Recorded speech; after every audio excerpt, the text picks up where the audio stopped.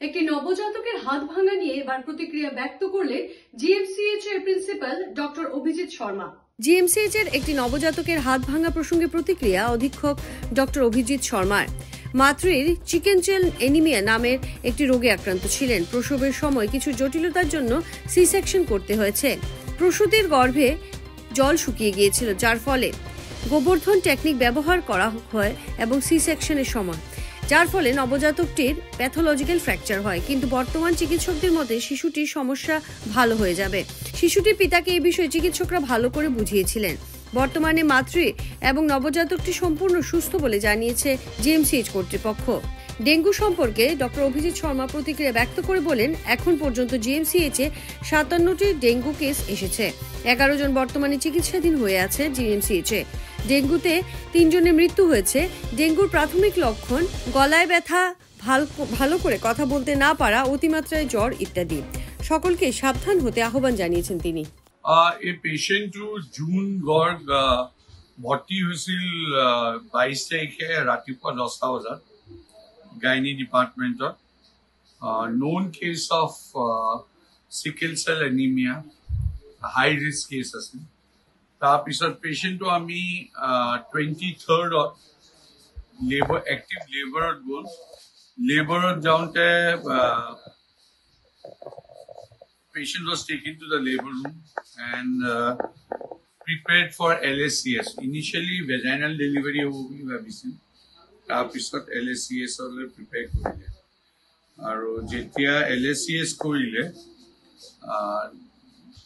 এটা বস্তু দেখিলে কি পেটৰ ভিতৰত মানে ইউট্ৰাছৰ ভিতৰত যোনটো এমনাইটিক ফ্লুইড, যোনটো পানী থাকে, পানী একদমেই নাছিল, বহুত কম আছিল। আৰু হেডটো ইম্পেক্টেড আছিল। হেড আৰু বডি যেতিয়া পানী নোহোৱা হৈ যায় গোটেইটো গুট মাৰি যায়। So' it is a very difficult LSCS been done. তেতিয়া বাচ্চাটো ওলাবলৈ পটৱৰ্ধন টেকনিক বুলি এটা টেকনিক আছে। সেই টেকনিকত বাচ্চাটো ওলায়।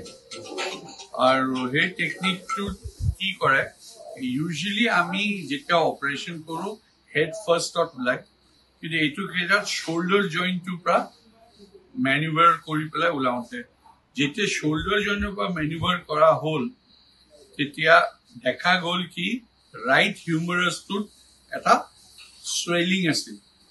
আৰু that was X-ray was taken, oblique fracture eta ase ulaise।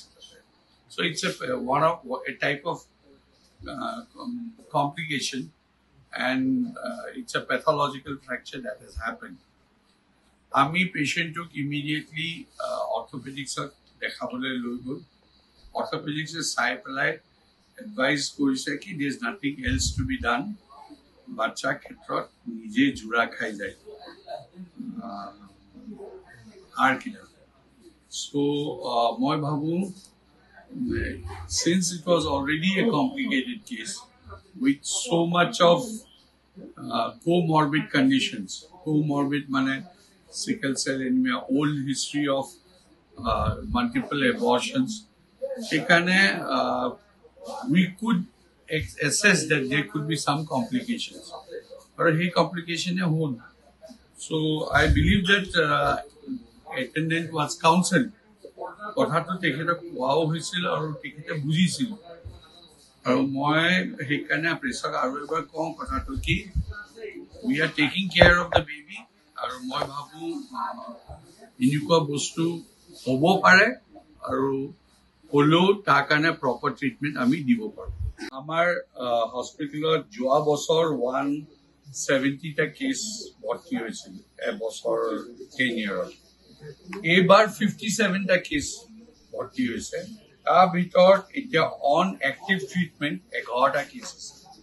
11টা কেছৰ ভিতৰত all of them are stable, nothing much to worry। আৰু আমাৰ ডেথ হৈছিল 3টা কেছ এখানে, 3 deaths have happened। এখানে মই ভাবো কি ডেংগু হৈছে some আজি মই পেপাৰটো পাইছো, there are 2-3 hotspots in Guwahati they have identified, কিন্তু government is taking necessary steps and accordingly মই পাব্লিকক কওঁ ৰাতি আঁঠুৱালৈ শুব, পানী য'ত আছে সেই পানীখিনি যাতে চাফা কৰি ৰাখে, নপৰে যাতে মস্কিটো তাতে নপৰে, যিখিনি নৰ্মেল প্ৰিকশ্যনছ DDT স্প্ৰে বা এণ্টি ৰিপেলেণ্টছ ইউজ কৰিব। ইফ ইউ ডু দেট তেতিয়াহ'লে there will be no' problem.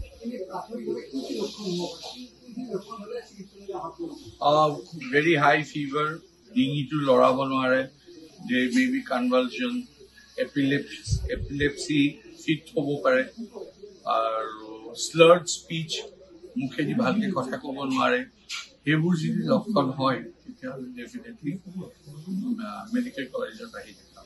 যে কোনো খবরের জন্য যোগাযোগ করুন 7099017330 এবং 7099017110 নম্বরে।